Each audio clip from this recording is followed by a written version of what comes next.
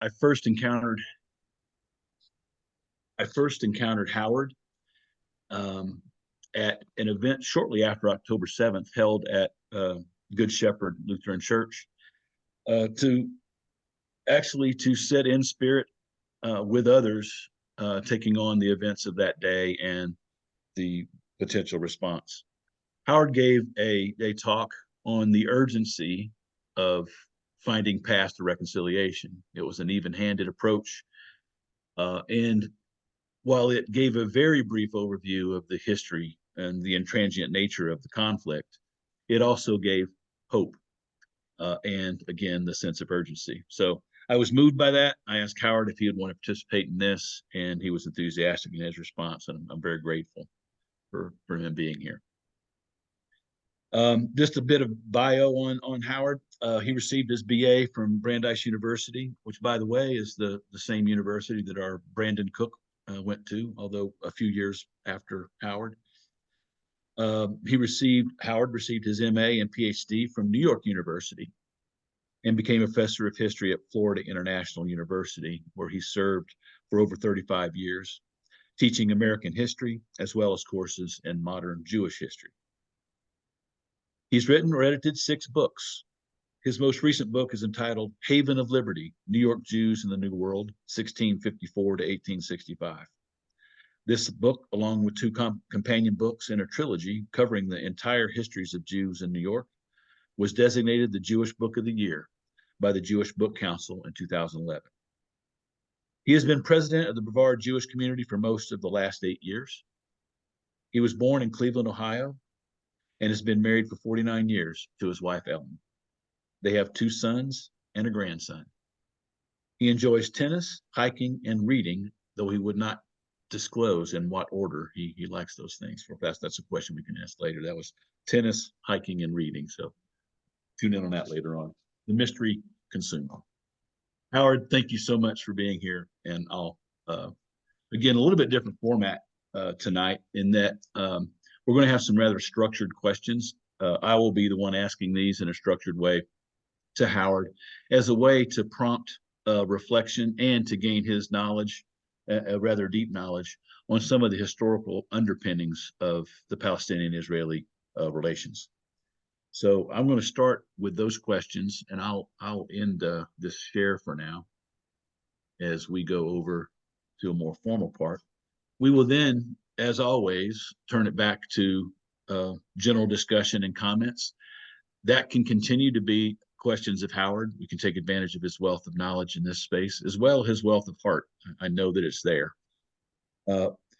At the risk of perhaps making him a lightning rod for our emotions about Israel, we will certainly defend the space for everyone here. Well, thanks so much, Howard, and have a start. To ask a very open question, how did it begin?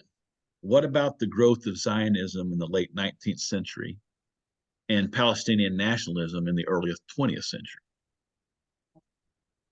The 2 grew almost at the same time. Zionism is a complicated concept. But I'm talking. It means really a love of Zion, which is the mountain in Jerusalem, and it means different things to different people. Before the late 19th century and the rise of, and the work of Theodor Herzl and others, it was more of a religious thing, which people at their Passover Seders throughout hundreds and hundreds, going back to the Middle Ages, said at the end of it, L'Shana Tova b'Yerushalayim, next year in Jerusalem. It was the last time there was a Jewish state before Israel would have been in the 1st century before Christ, or the Common Era, as Jews would refer to it, and before in the Maccabean Revolt in the 2nd century BCE, and that eventually morphed into a Roman province, or at least Rome was in charge as the empire expanded, took over that area. That ended in a major revolt, a bloody 7-year revolt that took Rome's entire legions and legions to put down. There was a very large population of Jews at that time in the world, and it was finally put down in 2 revolts, actually. And there is a famous, in Rome, you can see it, the Arch of Titan, and it has a picture of the menorah being hauled back to Rome. Following the second revolt, the Romans expelled all Jews out of Jerusalem, and most of them out of Palestine. The word Palestine comes from the Roman, which they used. They decided to rename it. They renamed Jerusalem, name escapes me now, and they renamed the area Palestina. So the Jews were scattered, and we all know that they were scattered for 2,000 years.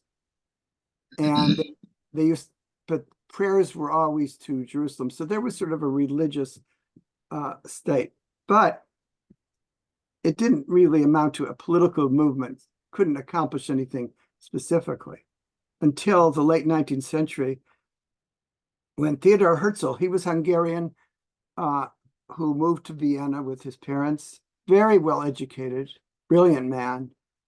And he became, at first he was a very strong German patriot. And then he decided, he lived in Vienna. Vienna was the heart of anti-Semitism in Europe at that time. It had a very anti-Semitic mayor. Anti-Semitism was a very legitimate political party. It was just accepted as a strong belief. And he just came to the belief, after he went from one extreme, being a strong German citizen, or at least German-speaking citizen, to become a belief that Jews could never have a place in the world. They would never be accepted. There was no chance. And so he wrote the book called The Judenstaat, the Jewish State, in the 1890s, which argued that that there was no place, and the Jews should create a modern European state, hopefully in Palestine. And there they could have a very secular man, no interest in religion. They would put together a modern state, give rights to all, but it would be a Jewish state. Details, of course, would be filled in later. But as soon as he published it, it became wildly popular. This was also a time when the Jews of Eastern Europe, the Pale of Settlement, the Russian, were under incredible persecution, pogroms, but not just pogroms. They were restricted to certain areas. You'd have 10 watchmakers in a little town. They were so hungry, miserable conditions. So it was very popular there as well. They were, of course, a different kind of Jew than the modern Western Jew. They were often very religious or very radical, socialist, and but they were very much taken by this. He turned to the he wasn't the only Zionist in that period. There were a number of others.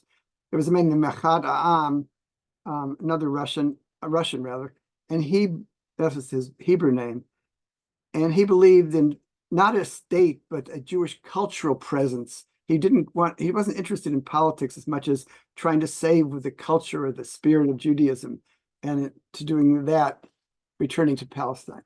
And then there was a book called Auto-Emancipation. Jews have to stand up for themselves, protect themselves. They can't be pushed around anymore. And there was a sense there were a number of different strands of Zionism. There wasn't that strong, some religious Zionism, but not too much. We turn to the Palestinian for a second. Where did that begin? I was reading about it more, and a great book to read for that is Rashid Khaladi's 100 Years' War Against the Palestinians. And to a large extent, it began as a reaction to Zionism, which means I'm jumping a little ahead of ourselves, but when the first movements of Jews into Palestine came about, both before and especially after the end of the Ottoman Empire, Palestinians reacted to that, especially when the numbers increased, with great alarm, and they began to see themselves as a separate people. Now, who are the Palestinians? Another very complicated question. So at the time Herzl wrote his book, they were citizens of the Ottoman Empire and had been for 400 years. They were mostly Falashan peasants, but there were also a number of very prominent families. And should write these names down better, but I'll get it for you if you want later on. But anyway, there were about 4 or 5 really large families. There was also an elite of a mercantile elite in some of the cities. At that time, there were almost no Jews in Palestine. There maybe been 25,000 very ultra-religious Jews living in Jerusalem, and there was no problem, no conflict with them. They showed they were no threat to anybody. They just wanted to live a very religious life. But once the Palestinians saw that Jews wanted to set up a state there, and we'll get to more of that later, they reacted very strongly. And you could say, well, was Palestinian nationalism just a reaction to it? They were just to Zionism? Partly. There are people who have traced roots earlier, but it's just legitimate because as they saw the Jews asserting themselves, they began, just liberated from the Ottoman Empire, to begin asserting themselves and seeing themselves as a people. They had been subjects of this empire for so long. Now the empire was wiped out by the World War I, and who were they? And there was a sense of identity began just about 25 years after Herzl's book, or so, less than that. And so you had, I used to always say, 2 rights. You had two nationalisms trying to be born in one place. It's more complicated than that, of course, but that is some of it. You said 2 rights, just to clarify, you said it's like 2 rights. Yeah, there wasn't a right against wrong. Now, I was reading an article today, though, that said that's not right either. So, but this is really, it's colonialism. There's a whole nother, if you want, we can get into some of the modern theories, but I can show you. Shall I share a few things on screen about Herzl? If you'd like, Howard, sure. All Sure. right, let me show you a little bit about Herzl. He's such a fascinating figure. Where is it?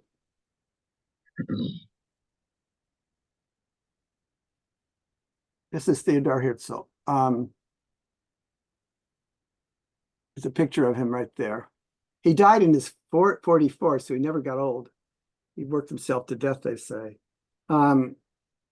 He wrote this Judenstadt. Let me read you a little bit of the Judenstadt here.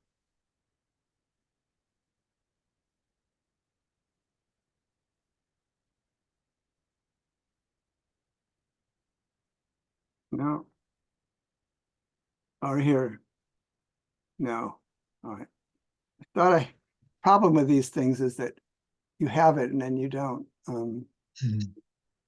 We can take note of that link. It's a Wikipedia link for Theodore. Yeah. Here it is. This is from the book he wrote. It sort of sums it up. The Jewish question persists wherever Jews live in appreciable numbers. Wherever it does not exist, it is brought together with Jewish immigrants. We are naturally drawn into those places where we are not persecuted, and our appearance there gives rise to persecution. This is the case, and will inevitably be so everywhere in highly civilized countries. See, for instance, France. So long as the Jewish question is not solved on the political level. He may have been referring to Dreyfus there. Therefore, I believe that a wondrous generation of Jews will spring into existence. The Maccabeans will rise again. Let me repeat once more my opening words. The Jews who wish for a state will have it. We shall live at last as freemen on our own soil, die peacefully in our own homes. The world will be freed by our liberty, enriched by our wealth, magnified by our greatness. Whatever we attempt there to accomplish for our own welfare will react powerfully and beneficially for the good of humanity. I could So show. he is somewhat the father of Jewish nationalism. This, Yeah. Oh, yes. all right, okay. Modern Jewish nationalism. Modern, yeah, now very Here's a good. few pictures of him. You see that there? He started these Zionist congresses, mostly in Switzerland, and all these people came to it, dressed very formally, and they're one after another, and these became sort of the center of Zionism. And Zionism became a very controversial. That's where's buried, and there's anyway. Well, I will stop there.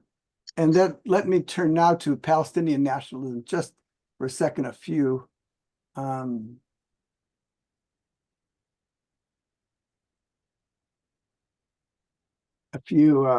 images from that. There's a protest. There were some early books, such as this one in 1998. Some people say this was the first book that talked about Palestinians in modern time. And then there was a newspaper there from the 1930s. It grew. Now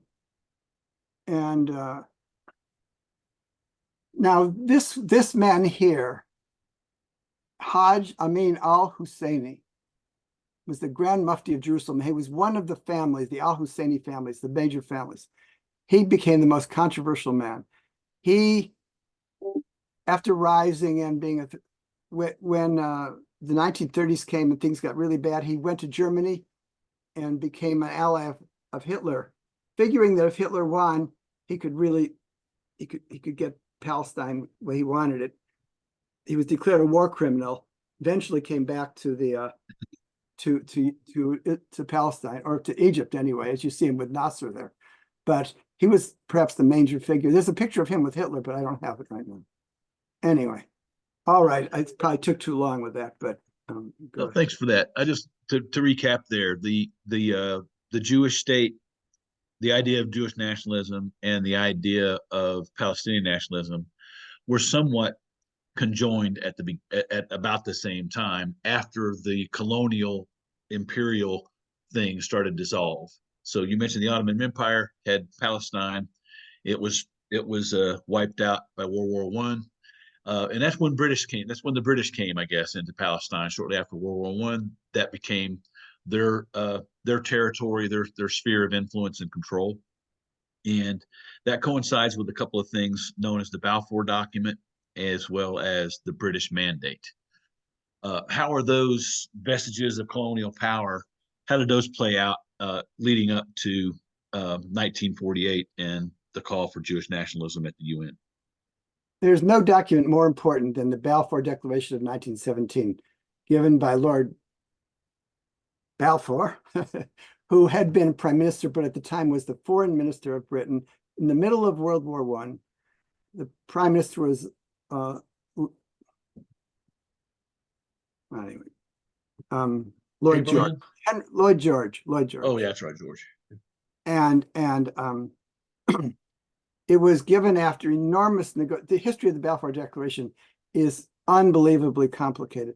It begins to some extent with Chaim Weizmann. Chaim Weizmann was a British scientist, chemist, very, very famous one, and a Zionist, and he became very influential in British circles. A number of Jews in Great Britain at the time were quite prominent, especially the Rothschilds. There was when the famous Rothschild died, his sons sort of scattered around Europe, and the one that went to England was Nathan Rothschild. He died right about this time, and his son Walter took over. He had been made a Lord Rothschild, and they talked with Balfour about this. But it wasn't just because they lobbied for it, which they did, but it was also because the British wanted to win the war. They thought the Zionists by now had become this was what, 20 years after Herzl, and they wanted to make sure that the Germans didn't get the straight alliance with the Zionists. The United States was in favor of it. France was in favor. This is the same. Now, in 1917, they don't know they're going to win. But if they win, they have made plans about the Middle East, and they're going to divide it up. And so they're going to have control of it. And France was bought into the diplomacy. The diplomacy is incredibly complex. I read it over again the other night, but it would take us an hour to go through it all. The negotiations that went on, the back and forth. It was written and rewritten and rewritten. First it was 140 words. Eventually it was 45 words. I'll put it on the screen also so we can look at it. It's Well, instead of that, Howard, if we could just typify its importance, I think if you consider that the Balfour Declaration or document no, but was the result of colonial powers trying to co-opt the Jewish cause for the expedience of the wealth and support for the war by promising a land to Israel that was part of after the war. That was part of it. The other That was part of it. Yeah. It's complicated, but that was a big part. I think the diplomacy part was probably the most important. Right. I'll put in two other parts though. Christian messianism about the return of the Jews to Palestine would be a sign, perhaps, second coming, if not of the second coming. It would be a very strong movement for Christians to do this and to replace the Muslims with Jews in Palestine. This would be a very positive movement to help the Jews. Perhaps there was some guilt in there as well. It's complicated, obviously. Right. Yep. So that kind of gives a colonial response and advocacy for it. So the Zionist movement that Herzl started is gaining some steam among the colonialist imperial powers. They ended up winning World War One, and then so what was the British mandate after the end of World War One, leading up to the UN's response in 1948? What was this British mandate? So that goes right with the Balfour Declaration, but I just think I need to read it because it's so complicated, and Sure. It is the most essential document of all to me, the most important one. So let me just for 1 second.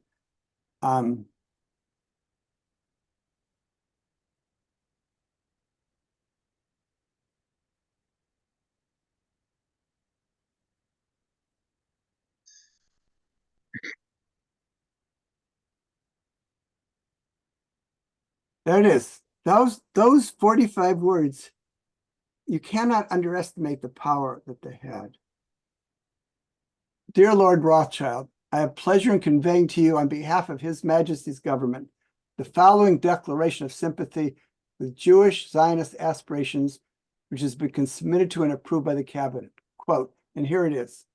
His Majesty's government view with favor the establishment in Palestine of a national home for the Jewish people, and will use their best endeavors to facilitate the achievement of this object. It being clearly understood that nothing shall be done which may prejudice the civil and religious rights of existing non-Jewish communities in Palestine, or the rights and political status enjoyed by Jews in any other country. There it is. And now a big issue was this words, the establishment in Palestine. All of Palestine or just a part in Palestine? This became a major issue. And what about this part? Nothing shall be done to prejudice the civil and religious rights of existing non-Jewish communities. Did that mean they could coexist within a Jewish state, or that they had rights beyond that? I think you can see how this became unbelievably important. There's not really in all the documents, and there are so many of them, I don't think anything, because think of what this meant. Since the British won the war, they had accepted Zionism, and they had done it, and there's nothing about the Palestinians or Arabs there at all, except the minorities. So they had basically said to the Herzl, to the Zionism, you will have a home in Palestine. And what did a home mean? Did it mean a state? That was a big negotiation. What word should we use? Well, homeland, state. And they came up with this nebulous word, which meant nothing. diplomatically, a home. What did that mean in terms of for a document like that? But those were purposely ambiguous, all of those words. And because it's ambiguous, it led to, well, you can figure out what it led to.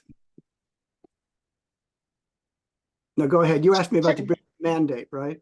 Yeah, so the UN, what they end up ending this mandate. But first, what was it? Yeah. The League of Nations, one before the UN, that came out of World War One.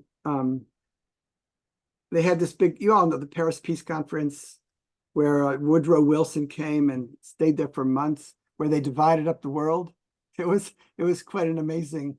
They just divided up the world, made states where there weren't none, Iraq, things.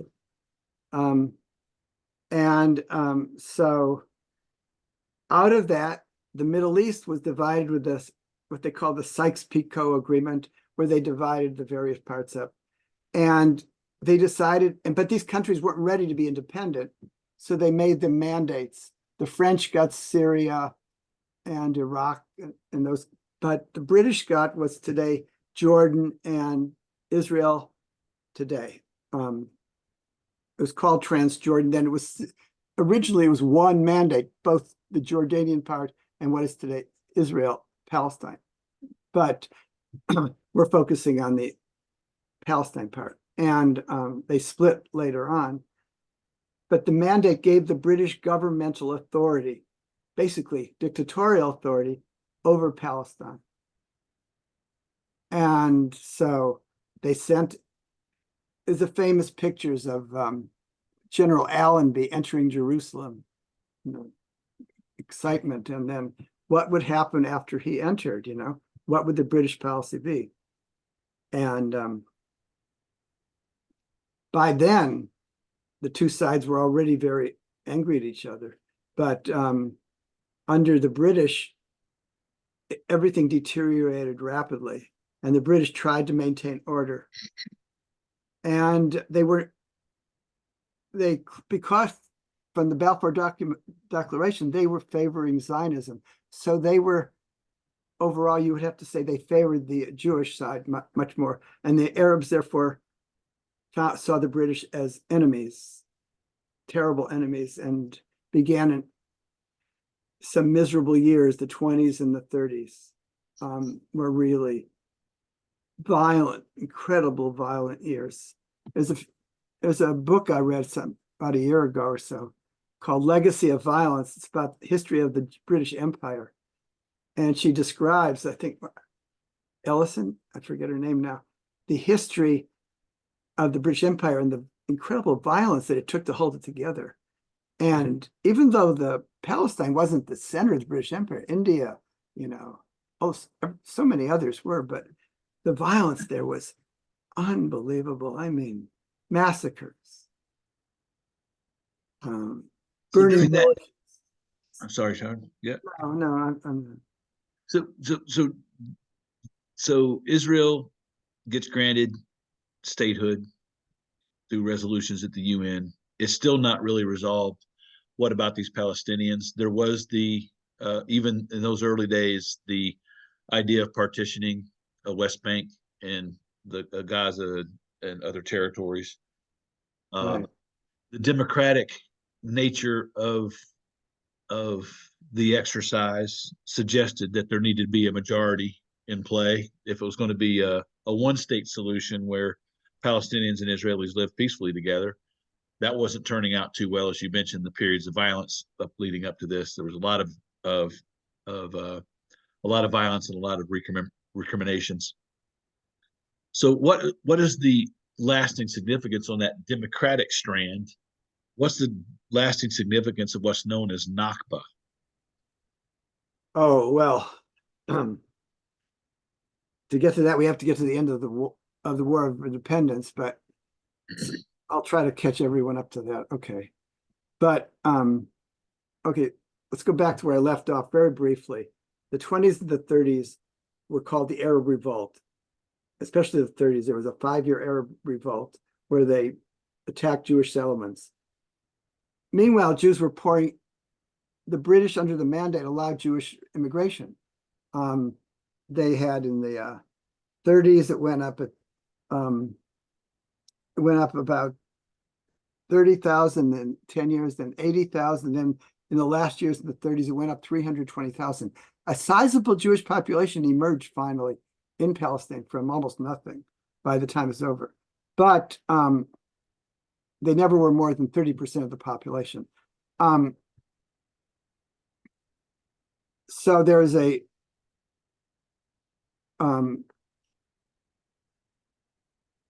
this period of violence and attack and counterattack. The Jews there organized themselves fairly well. The Palestinians would split into various families, had much less organization, and were much more divided in some ways. So World War II breaks out. The British say, "Oh, we need the Arabs," and so they had a white paper, cut off immigration. Suddenly, the Jews were fighting the British as hard as the Arabs did during World War II. Eventually, the country is in disaster, is in violence. At the end of World War II, what was going to happen? And they gave it to the UN, a new organization that had just been founded. The UN sent commissioners. This had been done by the British unsuccessfully, but they sent people there for find a solution. They came up with a solution called partition. And it was going to be divided. I'll show you a map of what they wanted to do, if I can get it.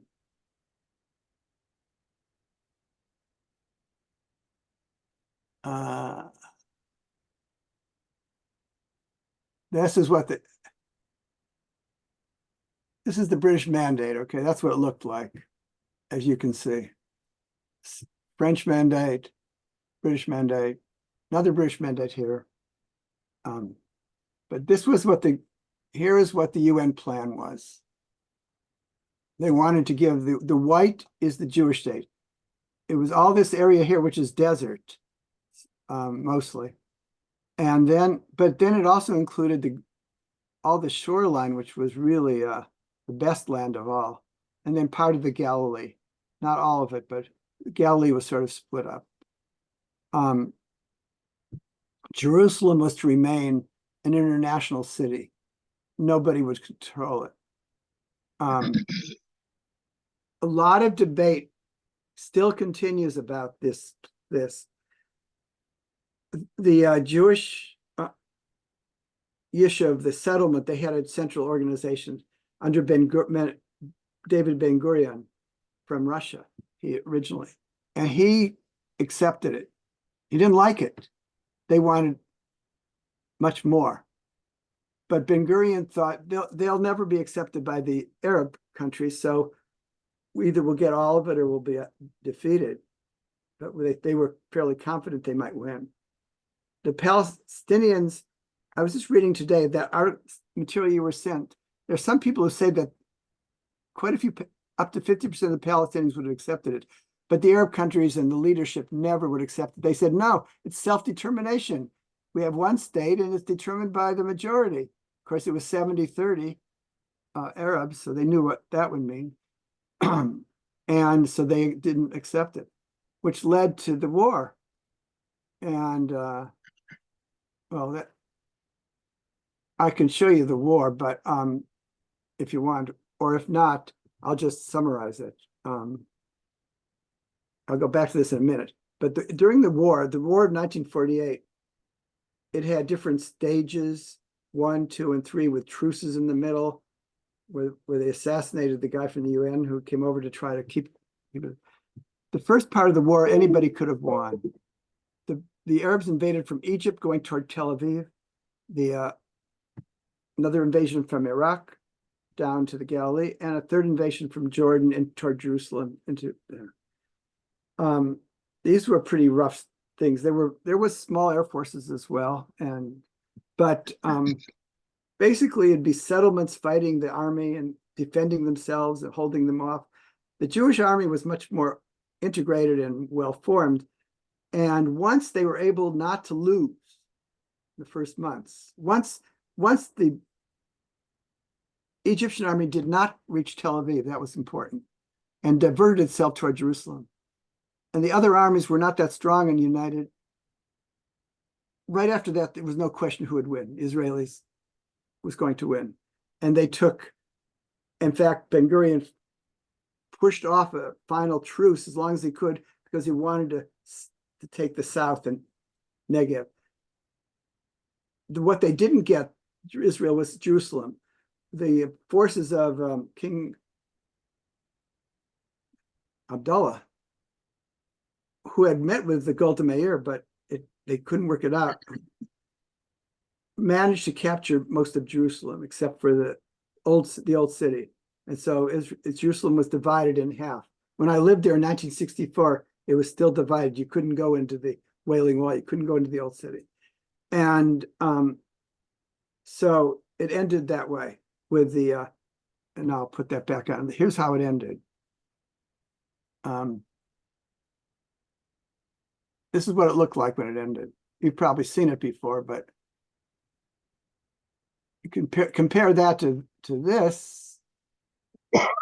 This was supposed to be, all that brown area was Arab. It's gone, except for the West Bank.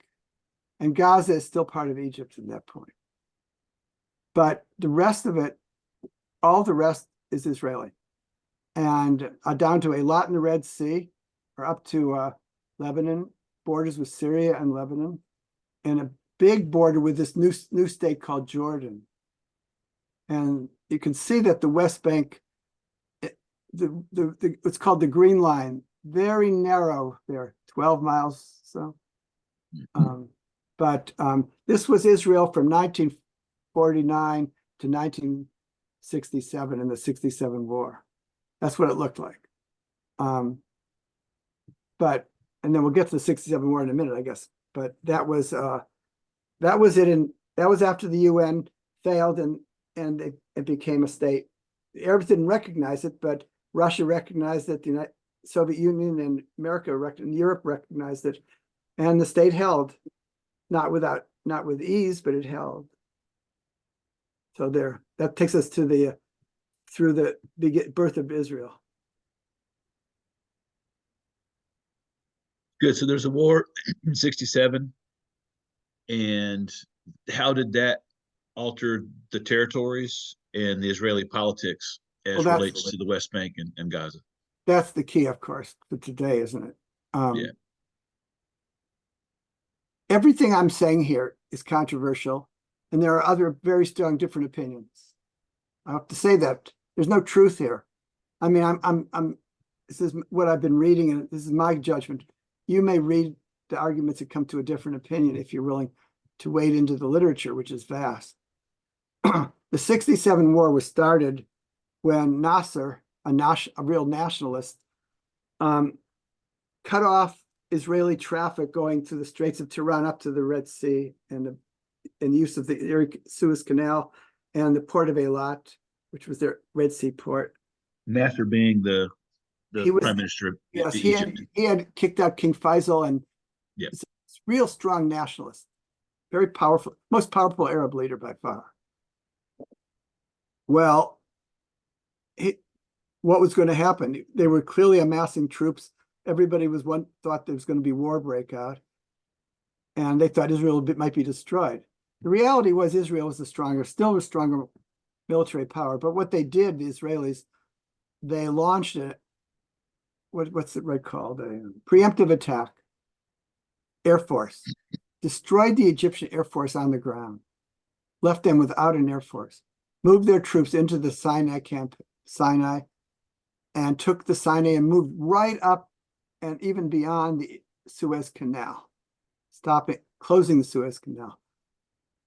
They had asked King Hussein, the earlier Hussein, not to invade, but he felt he had no choice, join the other Arabs. So when he also invaded, they took Jerusalem, took the old city. A lot of pictures of them taking the Wailing Wall. Many of you probably have seen those pictures. And then they went on, they took the entire West Bank. So they changed the map one more time. And this is what it looked like then.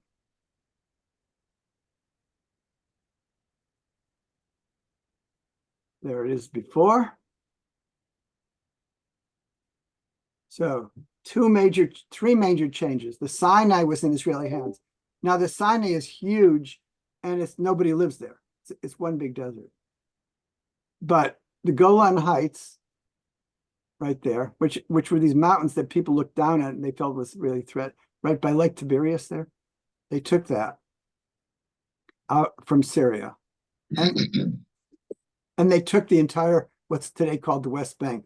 There's the Jordan River, which is a very small river. You'd almost call it a creek of some type if you saw it. But it's so historic. But all this area that was part of Jordan now became well, it didn't become anything. It was occupied territory. It still is, of course, but it's so controversial. But that's what the map looked like and still looks like today, except take the Sinai. It's now back in Egypt in control. And Gaza is still in Israeli control, as we know. All right, so that's what the map looked like after the Six-Day War. And Israel began an occupation, which is how old today? 68 to today is what? 56 years, almost. And they began settling it, as you all know, I'm sure, after about 15 years. At first, people got along, but then they started settling it. And just like in the 40s, in the there was anger and revolt by the people living there. And I never answered your question about the Nakba. That's important too. During the War of Independence, the Israelis expelled or refused to allow return between 700 and 750,000 Arabs, Palestinians. That changed the percentage of Jews when you include the immigration that people came in. It went from 70-30 called Palestinian to 20-80 Jewish, Israeli. Huge change. They took the land. They wouldn't let people return. They forced hundreds of thousands to leave. And that's why the Arabs call this the Nakba, which means disaster. It's like a Holocaust to them, the same word, kind of word.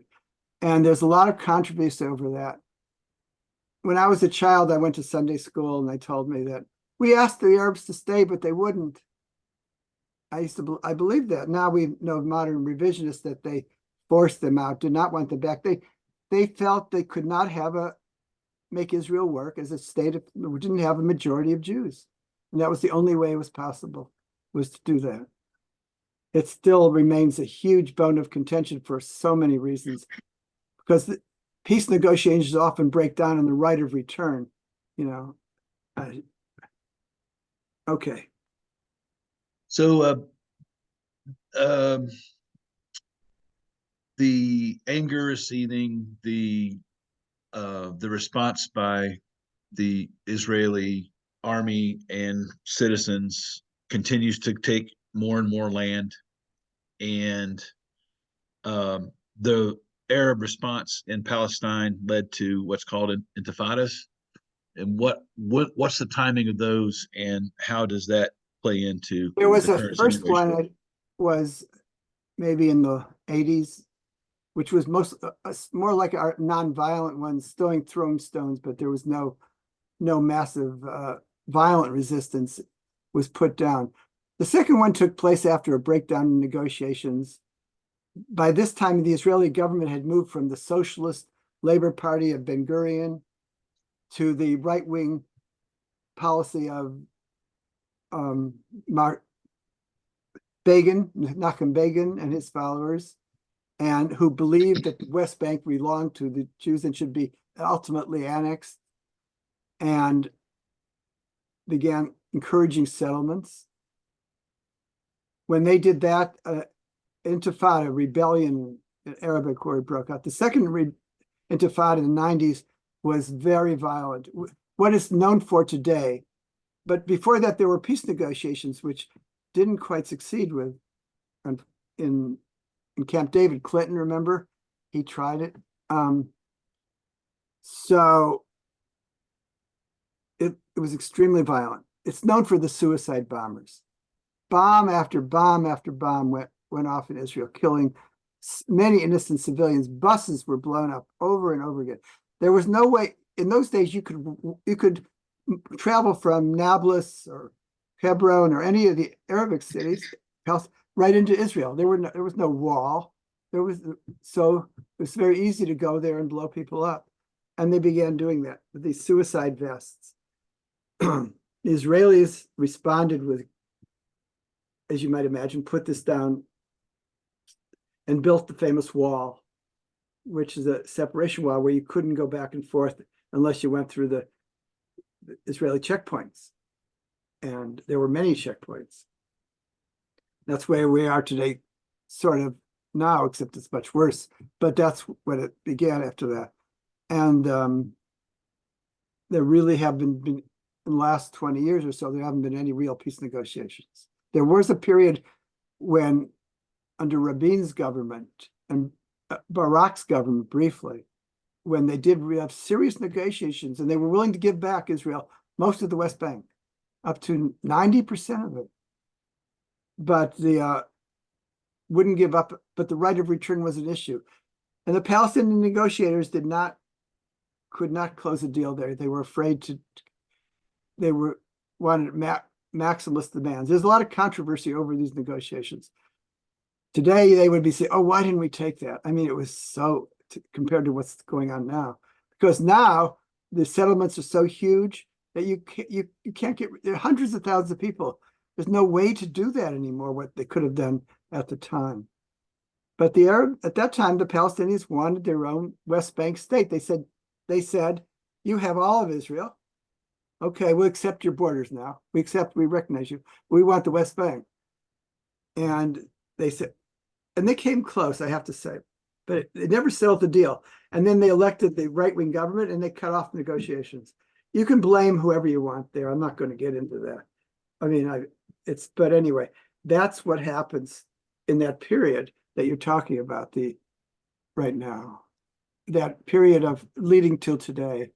I mean, it's more complicated than that, but that obviously in the Israeli government and the Oslo, we want to talk about a few other things. The Oslo, you all remember that famous White House thing when Arafat coming to Washington and shaking hands with Rabin. And they had the famous Oslo Accords, these negotiations in Oslo, which set up a Palestinian government. It did not guarantee a Palestinian state, but it allowed what's today called the Palestinian Authority to come in. It allowed Arafat to move to Ramallah and have a government. Now, but they expected from that to gain a state, and they didn't. And the Oslo Accords have not, people put them down all the time now. Israelis look at them badly, and a lot of Palestinians don't like it because they're saying it was giving in to the Israelis, the Oslo Accords. But they were a time of enormous hope, if you all remember that. We were all so excited when you watched them on television, shaking hands. Right. Could have led to something different if you'd had a better Israeli government and a better Palestinian government. Arafat couldn't close the deal. He wasn't quite able to it either. He was a liability as well. But they didn't have the right people. Neither the Israelis, especially the Palestinians, did not have a Nelson Mandela, which is what they needed. And the Israelis did not have a Jimmy Carter or something like that, or a progressive person who really understood that. And of course, in modern Israel, you have the rise of what's called Jewish nationalism, sort of similar to Christian nationalism in this country, that God gave the land to Israel, right? God gave the West Bank. That's our land. The Bible says it. Yeah. I was at Israel once on a mission. We went out to the West Bank, went to a settlement, and they gave us, we were on the J Street, we were on the left, but doesn't matter. So we went, and they gave us a lecture, read the Bible to us, and this is our land. This is what Joshua, and a lot of passages in the Bible, right back to the Genesis and Abraham leaving Ur to go to Canaan. And So there's a real sense of Jewish messianism, and that's become very powerful. The religious parties the religious parties in Israel, that's another so many complicated stories, but they used to align themselves with the labor government. All they wanted was that the buses wouldn't run on the Sabbath, and they were, now they only align with the right, and they want much, much more. And they become much more right-wing. They didn't care about right and left. They cared about getting certain things for the religious things. That there wouldn't be any non-kosher meat in Israel, except in Israeli society. Things like that. The army would only have kosher meat. But they're very different now. They're much more powerful. They're much more messianic. They're much more political, and they're aligned with the right. And the Israeli government today is with the most extreme government they've ever had. As this is something you're all aware of, I'm sure, because if you follow that, it's Netanyahu is one of the closest things to Trump you could find in many ways. So I want to march toward a break here in about 5 minutes. So I got a tough question for you for a 5 minute march, and then we'll take a break and come back for some discussion. I've heard different characterizations of Hamas. One being it's just a puppet of Iran, and another one being the democratically elected officials of the Palestinian people. What is the origins of Hamas, and how has it led to the unconscionable acts that they did on October 7th? What were they possibly thinking could come good out of that? If you could venture a guess on that. So what's their origins and their legitimacy, so to speak, among the Palestinian people, and what the heck were they thinking? Hamas's origins are complicated, but partly the Israelis were worried about the Palestinian Authority, and they were interested in putting up another competitor to the Palestinian Authority, divide the Palestinians in a way. So they were behind to some extent at its beginning. They were basically what, it's not ISIS, but it is fundamentalist Islamic movement. And they were also in the beginning, their first charter, no compromise. Israel, all Jews must leave. Israel must end. We want an Islamic society, just like you see in Iran to some extent. They wanted that. And they were one of a whole number of them that were at the time. They ran, when they had elections after Oslo in the West Bank and in Gaza, which at the time were seen as two parts of the same thing. In Gaza, the Palestinian Authority ran too many candidates. So if the Hamas candidates received the majority, but they did not receive a majority of the votes. It's a little complicated there. But a little plurality. They got the most votes, but they won the election, but they didn't get a majority. So gotcha. So then they took over and became an authoritarian government of the Gaza Strip. They had a short civil war, Palestinian Authority against Hamas. Hamas won, kicked out the Palestinian Authority. Then they took over Gaza. They ruled it, but they weren't good at ruling. They had been a social welfare agency to some extent, like the Muslim Brotherhood in Egypt. But as a governing, they weren't very good. They did kick out these gangs that had terrorized people in the West Bank, but they also were very didn't brook opposition and very demanding. They were authoritarian. They were no democracy there. And now it's probably Hamas is complicated from what I understand. There was a diplomatic part, a domestic part, and a military part, and that sometimes they didn't talk to each other. It's not clear if the October 7th was just the military taking over in a way the people in Qatar and all those places didn't know about it. And it's certainly the people there do not. Were they popular? They did not have a majority popularity in the Gaza Strip when it happened. If the polls that were taken right at the end show that they were disliked more than they were liked.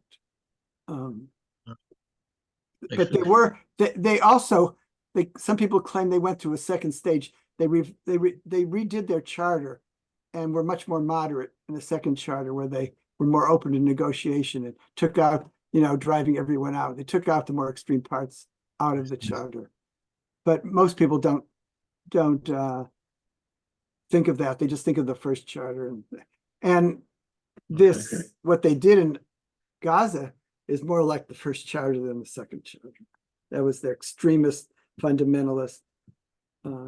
Why they did it, though, is, I don't know if you want to go into why they did it or not, but. Well, maybe we can take that up after the break if there's any sense that can be made of that. I have 8:05 now on my watch. So how about we come back in 5 minutes and we could open the floor up to yes, and comments and questions. Please ask any questions you might on what's going on today. I'm sure many of you are really interested in that. So let's talk all about that today. Any of your questions about what's happening today, we'll do that. All right, everybody. See you back at 8:10, please. Okay. Welcome, Brandon. Hi, Brandon.